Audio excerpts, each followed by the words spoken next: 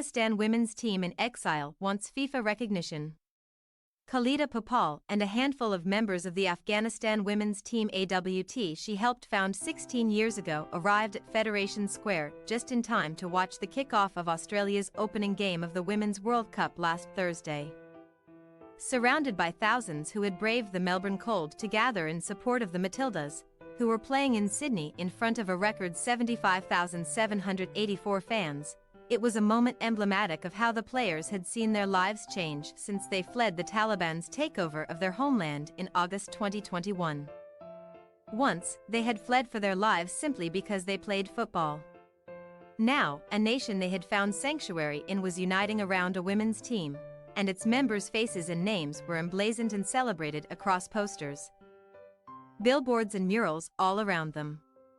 But as the eyes of the world descend upon Australia and New Zealand for the Women's World Cup, and various declarations of progress, defining moments, and the power of football to act as an agent of change are made, the AWT also has a request for the global footballing family: don't forget about them. 2 years on from their escape, the AWT wants to be like the Matildas. Not because they expect they'll be able to play in World Cups in front of record crowds, mind, nor that they'll become the face of various advertising campaigns.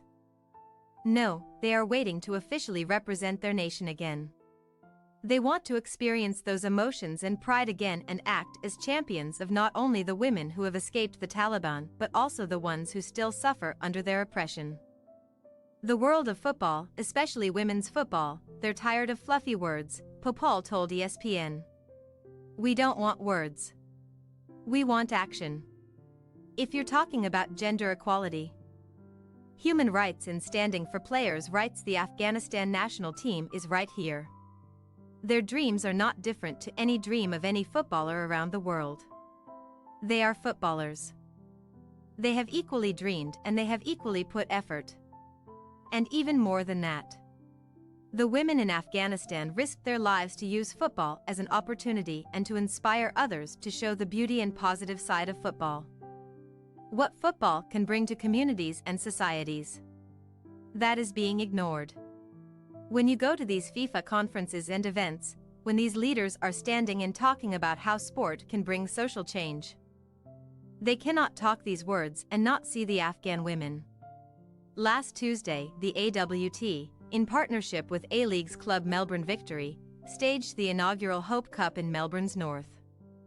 The goal was simple: draw attention to their efforts to return to the international stage and call on FIFA to recognize and sanction a process that would enable a team drawn from the diaspora around the world to assemble and compete in FIFA-sanctioned matches independently of the Afghanistan Football Federation (AFF), which now operates under the shadow of the Taliban. Even if there was an impetus from the Federation to field a women's team, attempting to reintegrate under these circumstances, according to Popal, especially if meant returning to Afghanistan, would place the team in mortal danger. Soon it will be 2 years since the team was evacuated, Popal said. This team, a few weeks before the collapse of Afghanistan, represented Afghanistan in a FIFA international game in Tajikistan. This is this exact team, but they have lost the title just because they are not in Afghanistan and they are refugees. What we want is for FIFA to stand together with them and allow these women to represent Afghanistan. All the sacrifices of these women shouldn't be just for nothing. For the members of the AWT, football represents an act of solidarity and resistance.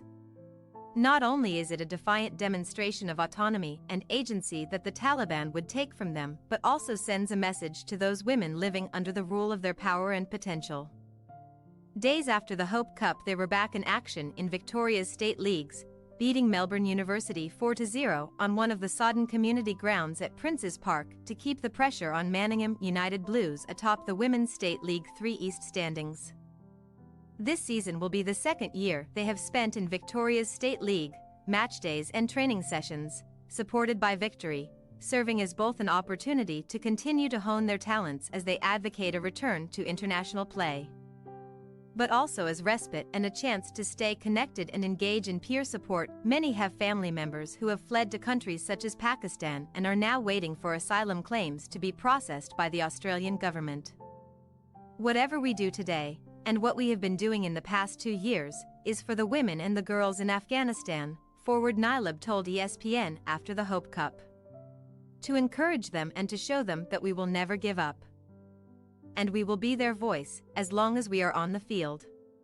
Women's sport in Afghanistan remains suppressed by the Taliban, and a UN report last month found that the human rights of women and girls in Afghanistan have been systematically restricted to the extent that the repression may amount to gender persecution, a crime against humanity, and be characterized as gender apartheid.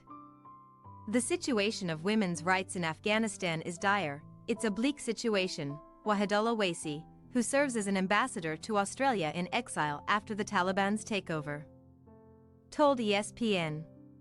Women are lacking their basic rights to practice in their daily life.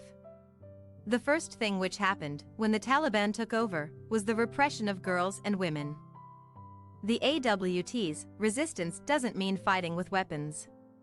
This is a resistance of values, resistance against what is happening inside Afghanistan. The courage that they are showing at the moment in exile. They continue the fight for their rights. Approached for comment by ESPN, FIFA said it was unable to overrule the AFF to recognize an independent women's team. FIFA has been closely following the situation of the Afghan football community within the country and abroad. Especially the situation of female players, a spokesperson told ESPN. The selection of players and teams representing a member association is considered as an internal affair of the member association. Therefore, FIFA does not have the right to officially recognize any team unless it is first recognized by the concerned member association. However, ensuring access to football for both female and male players without discrimination and in safety is a key priority for FIFA. FIFA is therefore continuing to monitor the situation very closely and remains in close contact with the Afghan Football Federation and other stakeholders with the aim to promote access to football in Afghanistan. FIFA has also been supporting the evacuation of over 150 Afghan sportspersons and human rights defenders at risk in November 2021 and continues its support for this group. After sending representatives to the Hope Cup, meanwhile, Australia's Department of Foreign Affairs and Trade told ESPN that it supported the AWT's attempts to return to international play. With the backing of the Australian government, the team will fly to Brisbane this week to meet with government officials, as well as attend the Matildas Women's World Cup game with Nigeria. The Australian government supports the Afghan women's team's endeavours to compete internationally and reiterates its commitment to harnessing the power of sport to promote gender equality. A spokesperson said, Australia is committed to standing by the women and girls of Afghanistan and is working closely with international partners to push back against the Taliban's repressive edicts. The Taliban has steadily eroded the rights of women and girls, including the right to play sports. Australia has consistently condemned the Taliban's actions and calls on the Taliban to afford fair and equal treatment to women and girls. But for now, the AWT remains waiting for a chance, hoping that as the world gets caught up in World Cup fever, it also can find the time to allow them to pay for their country again. We want to play for all girls back in Afghanistan, Manoz said. They have rights. When we play for Afghanistan, maybe they say, I wish I could be Manoz or Mursal or Fatima because we are playing and everyone sees us and they say they are from Afghanistan. These girls watching in Afghanistan, they should be proud and they want to play as well.